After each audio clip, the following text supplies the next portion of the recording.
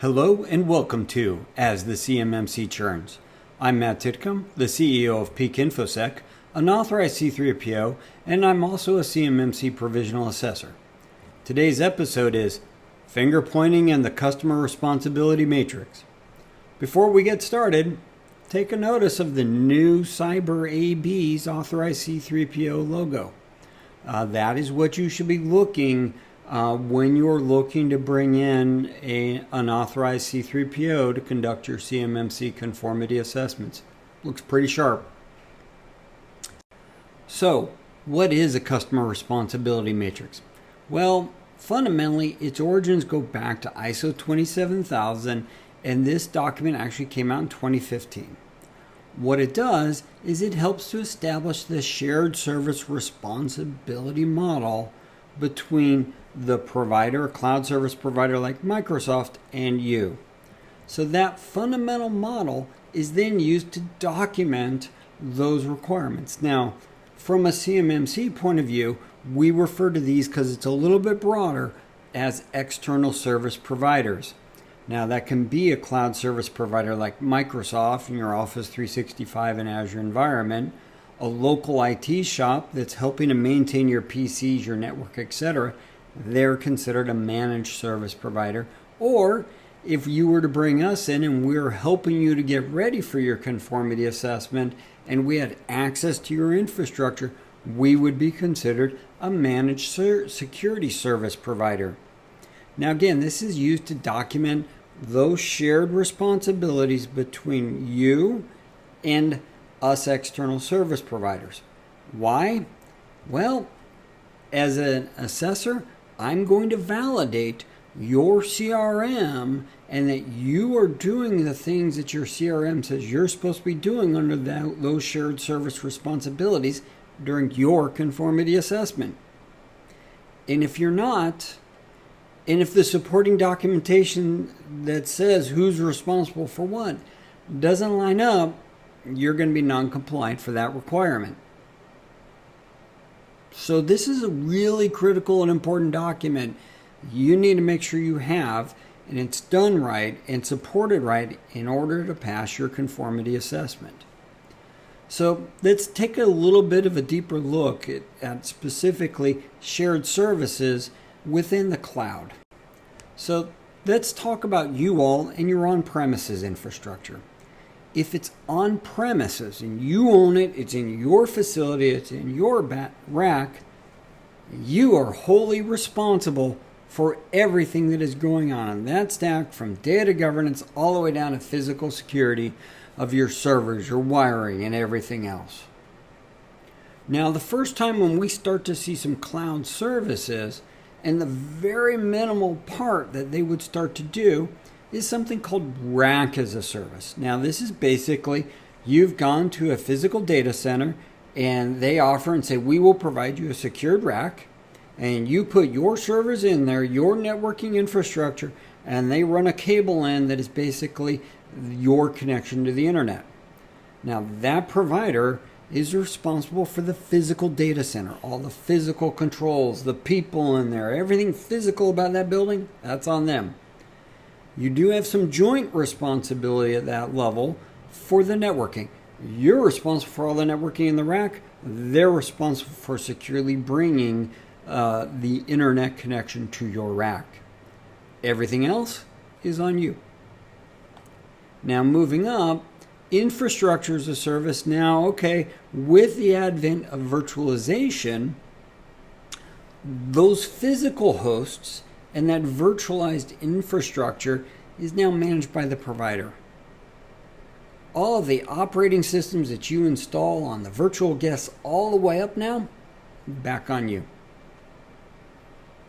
Now, the next tier that we do see is something called platform as a service. For example, we use Azure Sentinel to do our security incident and event management service. This is a platform as a service.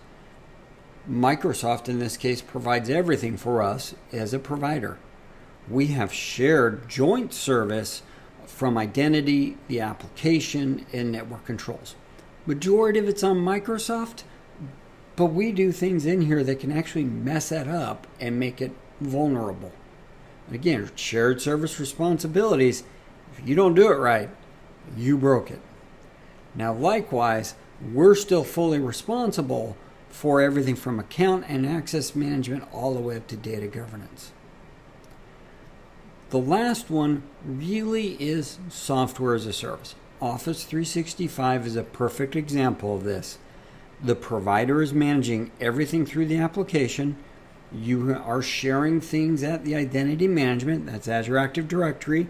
You can configure that and break things in there too to make you non-compliant. But then fundamentally, you're responsible for all the accounts that you're putting in there, access managed to those accounts, and then your client endpoints, and then the data governance of the content in there. This is the way a shared service responsibility model moves. As you move to something that you own to more and more of what that service provider owns, responsibility continues to shift more and more over to the service provider. You will never get away from typically service providers having some tier in this. So then what does a CRM really look like in this case?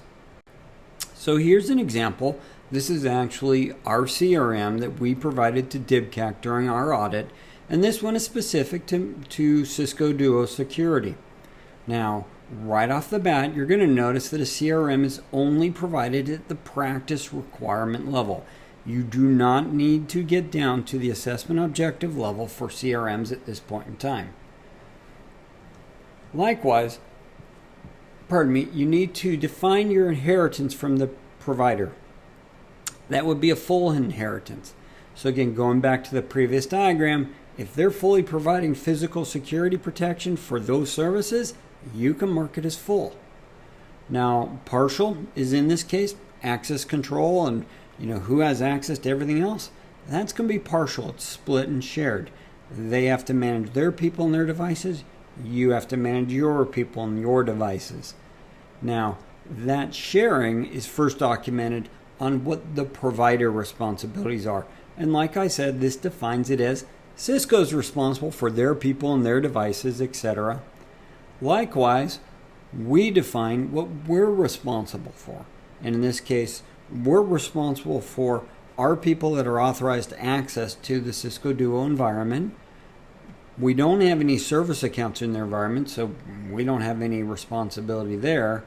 Likewise, we're responsible for authorizing and managing devices used to do MFA. Now, last major point. Do not use the CRM to document your implementation. That belongs in your system security plan and other artifacts. Let me re-emphasize that point. The CRM is not meant to use to document your implementation. It's only used to document your responsibilities. So, how many CRMs do you need? Well, simple answers, at least one per service provider. The real answer is for each service provider, you need a CRM for each offering that you use from them. So let's kind of pick on Microsoft. Office 365? Yep. Azure? What about Azure Active Directory? Yep, that's going to be different. Oh, you're using Endpoint Manager? Yep, that's going to be different. Oh, you host PCs and servers in there? Oh, they're all going to be different. So again, you need to break it down and make sure you're covering all the components. So let's walk you through the way we did this with Peak InfoSec. So in the previous sample, we replicated the provider responsibilities column for each service offering we used. So in the case of Microsoft, we aggregated all of our infrastructure as a service into one column. Networking, all that was pretty simple at that level to do. For every platform as a service and every software as a service offering, it went into its own separate column. So going back to Azure Sentinel, it had a column. Office 365 had a column, etc., etc., etc.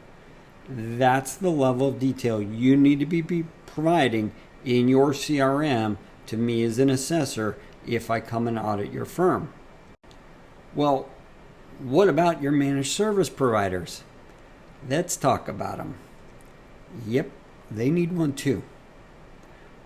You do need to document your shared service responsibilities for them. Now, here are some fundamental rules to follow. If your MSP or MSSP is managing your infrastructure from their systems, you need to use your CRM to define the service level agreement with them. Flip this around. Do not use their SLA. It is written to their advantage. It will not account for their responsibilities underneath CMMC/NIST 800-171 requirements that you are responsible for. If they are not implementing those requirements and that comes out during an audit, yes, you will be dinged for it and you will be non-compliant. Classic example is shared accounts. MSPs and MSSPs love to use a shared account to access your environment. Oh, your environment, it's your account. Yeah, ding, ding, ding. You're breaking multiple practices there. Common thing we run into. You also need to have a CRM for every cloud-based offering that MSP is providing you. So, for example, if they've stood up their own infrastructure and they're providing a SIM to you along with SOC as a service capabilities, you need a CRM for that.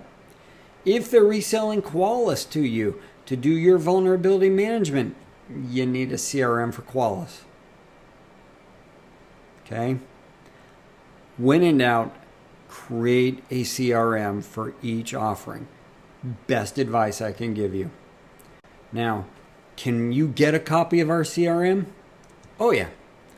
We're going to provide a copy of it. It can be downloaded from that link, and it's also embedded within this LinkedIn post if you actually watch this video on LinkedIn. Now, as you do that, remember to duplicate the CRM template for each provider and offering. Now, likewise, we can help you and your organization complete it if you need our help. So again, I'm Matt Titcomb. Really cool authorized C3PO logo. And this is the CMMC Churns. And we'll see you next time. Thank you.